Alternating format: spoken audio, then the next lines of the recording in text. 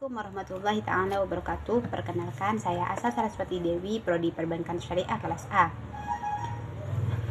Sebagai umat Islam, dalam kehidupan sehari-hari ada aturan yang mengatur segala aktivitas kita.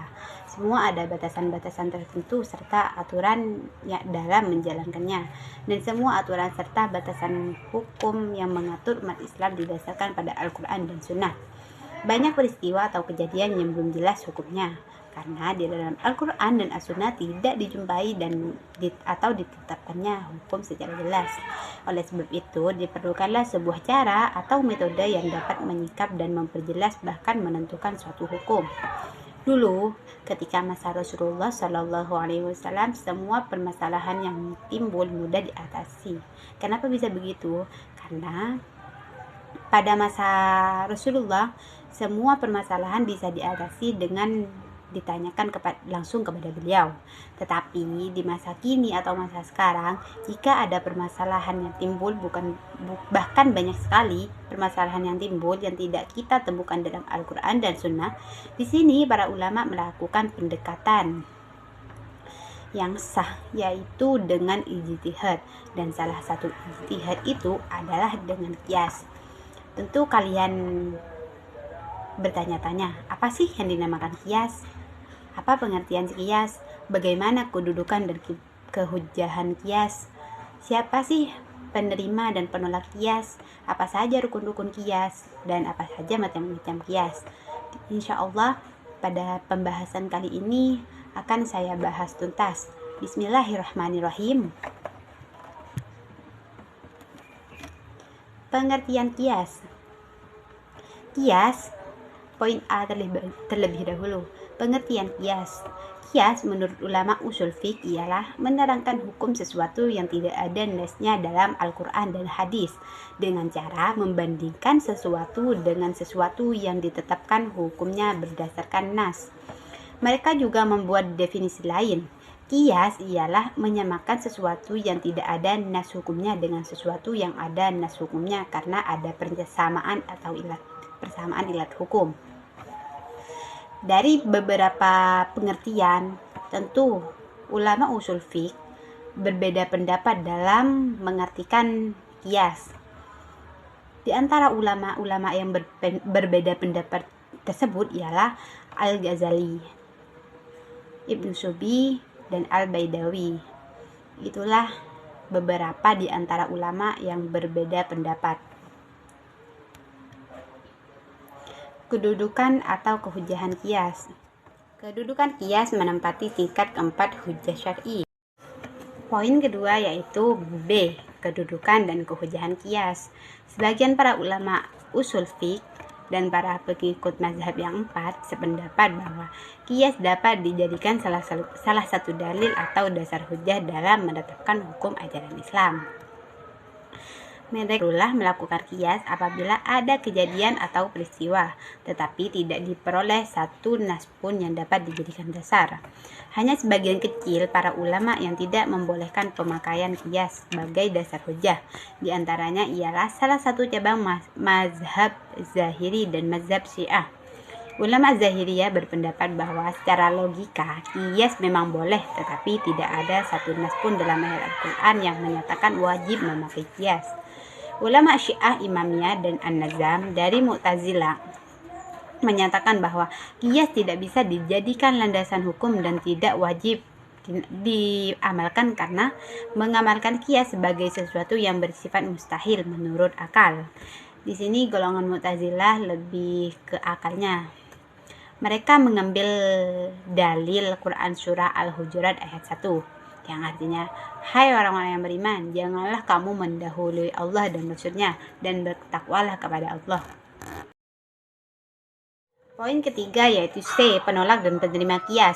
Berhubung qiyas merupakan aktivitas akal, maka ada beberapa ulama yang berselisih paham dengan ulama jumhur, yakni mereka tidak mempergunakan qiyas. Di kalangan ahli fikih, dalam mahal qiyas ini terdapat 3 kelompok sebagai berikut. Yang pertama, kelompok jumhur yang mempergunakan qiyas sebagai dasar hukum pada hal-hal yang tidak jelas nas baik dalam Al-Quran maupun As-Sunnah. Pendapat sahabat maupun ijma ulama, hal itu dilakukan dengan tidak berlebihan dan melampaui batas. Mereka menggunakan dalil yang artinya, dan ia membuat perumpamaan bagi kami, dan dia lupa kepada kejadiannya. Ia berkata, siapakah yang dapat menghidupkan tulang belulang yang telah hancur luluh? Dalam ayat lain yang artinya, katakanlah, ia akan dihidupkan oleh Tuhan yang menciptakan kali yang pertama dan dia maha mengetahui tentang segala makhluk. Ayat ini menjelaskan bahwa Allah menyamakan kemampuannya menghidupkan tulang belulang yang telah berserakan di kemudian hari dengan kemampuannya menciptakan tulang belulang pertama kali. Kelompok Jahiliyah menolak argumentasi ini. Mereka mengatakan bahwa Allah tidak pernah menyatakan bahwa ia mengembalikan tulang belulang oleh karena ia menciptakannya pertama kali.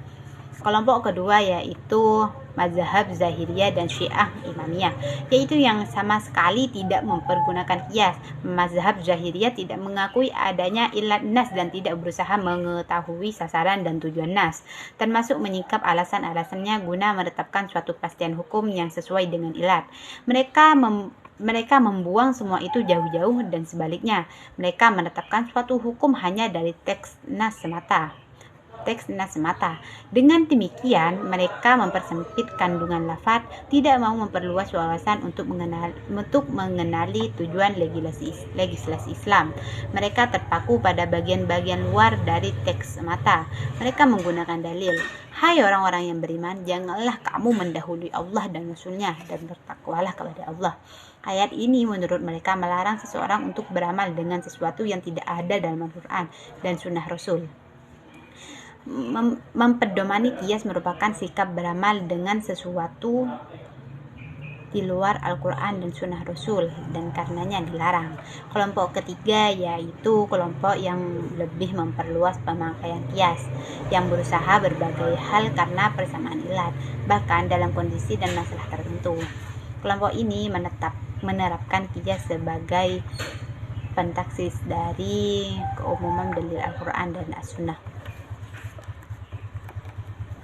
Poin kelima yaitu macam-macam qiyas. Macam-macam qiyas ada 3, yaitu qiyas aulawi, yang kedua qiyas musawi, yang ketiga qiyas adna.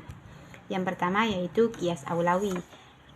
Qiyas aulawi yaitu qiyas yang apabila ilatnya mewajibkan adanya hukum dan antara hukum asal dan hukum yang disamakan atau furu', dan hukum cabang memiliki hukum yang lebih utama daripada hukum yang ada pada al-asal. Misalnya berkata kepada kedua orang tua dengan mengatakan buset, atau kata-kata lain yang semakna dan menyakitkan, itu hukumnya haram sesuai dengan firman Allah Subhanahu wa taala dalam Quran surah Al-Isra ayat 23. Artinya, dan Tuhanmu telah memerintahkan supaya kamu jangan menyembah selain Dia, dan hendaklah kamu berbuat baik pada ibu bapakmu dengan sebaik-baiknya. Jika salah seorang di antara keduanya atau kedua-duanya sampai berumur lanjut dalam pemeliharaanmu, maka sekali-kali janganlah kamu mengatakan kepada keduanya perkataan dan janganlah kamu membentak mereka, dan ucapkanlah kepada mereka perkataan yang mulia atau lembah lembut. Quran surah Al-Isra ayat 23.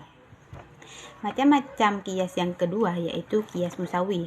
Qiyas musawi yaitu qiyas yang apabila ilatnya mewajibkan adanya hukum dan sama antara hukum yang ada pada al-asal maupun hukum yang ada pada al-far'u atau cabang.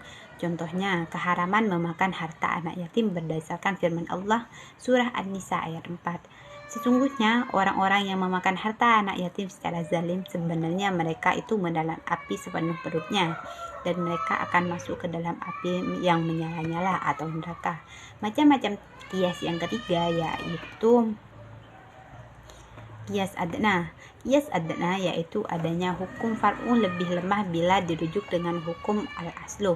Sebagai contoh, mengkiaskan hukum apel kepada gandum dalam hal riba atau riba yang terjadi karena adanya kelebihan dalam tukar menukar antara dua bahan kebutuhan pokok atau makanan. Dalam masalah kasus ini, ilat hukumnya adalah baik apel maupun gandum merupakan jenis makanan yang bisa dimakan dan ditakar. Poin yang keempat yaitu rukun qiyas.